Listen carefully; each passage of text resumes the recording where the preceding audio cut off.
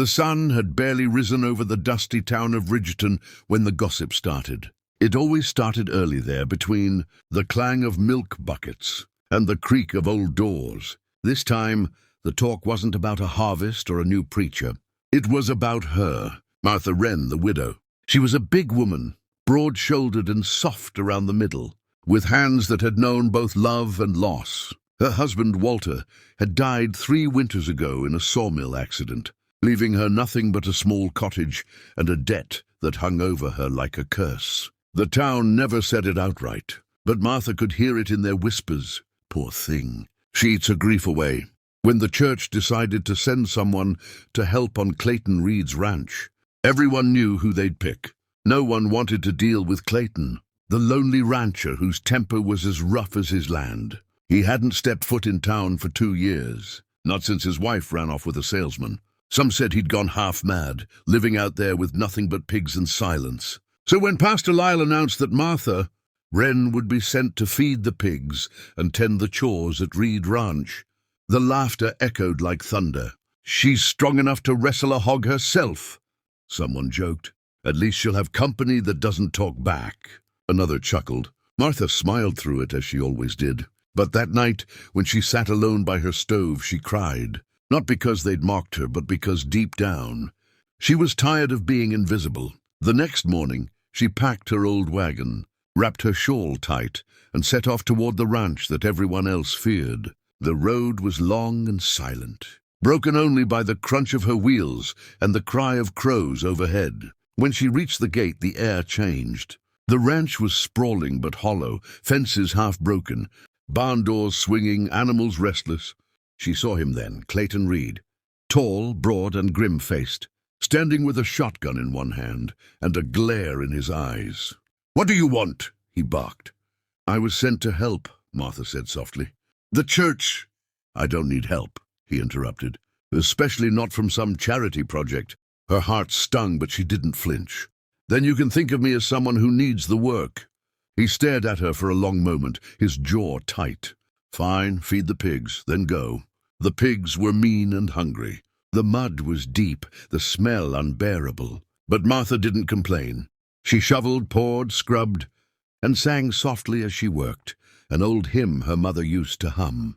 Her voice was rough but gentle, the kind that soothed even the angriest heart. Clayton watched her from the porch, arms crossed. He'd expected her to quit after an hour, but as the sun dipped low, she was still there, humming and working, her hair sticking to her face with sweat. When she finally finished, she looked up and smiled faintly.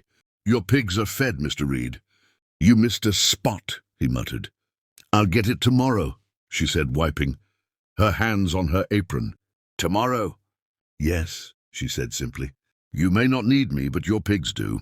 He opened his mouth to argue, but something in her eyes, firm, kind, unafraid, made him stop. No one had spoken to him like that in years. The next morning she came again. No one told her to, but she did. Then the next day, and the next. Soon the ranch began to change.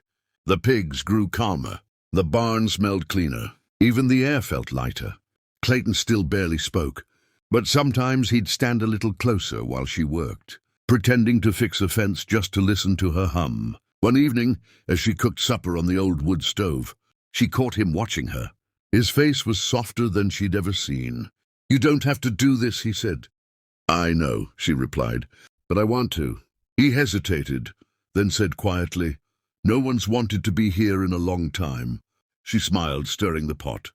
"Then maybe it's time someone did."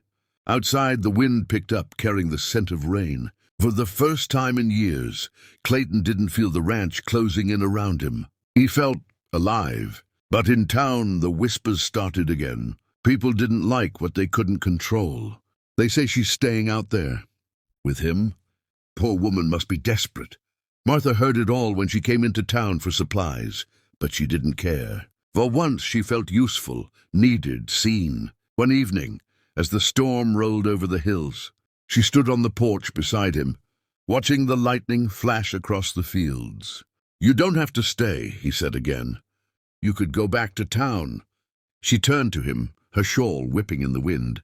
"Maybe the town never wanted me. But this land, it doesn't judge." He looked at her then, not with pity, but with something deeper, respect, maybe even longing. The thunder cracked, and for a moment the sky lit them both in silver. Two lonely souls, both exiled by pain, standing side by side in the storm. And in that fleeting flash, Clayton Reed realized something he hadn't dared to feel in years. The rain fell hard that night, pounding the earth as if trying to wash away all that had been broken. The wind screamed through the empty fields, and lightning split the sky in crooked veins of white. Martha and Clayton stood on the porch, drenched and shivering, staring into the wild dark. The pigs were restless, squealing in panic as thunder rolled. Without a word, Martha lifted her skirt and ran into the storm. "Martha!" Clayton shouted, grabbing his coat and chasing after her. The mud was thick, the rain blinding, but she pushed through. "They're scared," she yelled over the roar of the storm. "They need to be calmed. They're pigs, not people." Clayton argued, but even as he said it, he saw something in her eyes, something fierce and gentle all at once. She waded into the pen, humming the same hymn she always did. Her voice rose through the rain, trembling but steady, wrapping around the frightened animals like a mother's hand. The pigs settled one by one, their cries fading to soft snorts. When she finally stumbled out, soaked to the bone, Clayton caught her by the arm. "You could have been killed." She smiled faintly. "Maybe, but if I stopped doing what mattered because I was scared, I'd never have lived at all." He stared at her, thunder lighting her face, her hair plastered to her cheeks, her lips trembling, her eyes alive with something wild and beautiful. He didn't think, he just pulled her close. For a heartbeat they stood there, drenched and breathless, the world fading around them. "I don't know why you came here," he said quietly, "but I'm glad you did." "I came because they sent me," she whispered. "But I stayed because I saw something in you. Clayton Reed, something worth saving." The storm broke around them, lightning flashing, rain falling like tears of heaven. That night, the walls that grief had built between them began to crumble. The next morning, the world was washed clean. The air smelled of wet earth and new beginnings. The ranch, for once, felt alive. Martha hung clothes in the sunlight, humming softly, while Clayton mended the fence.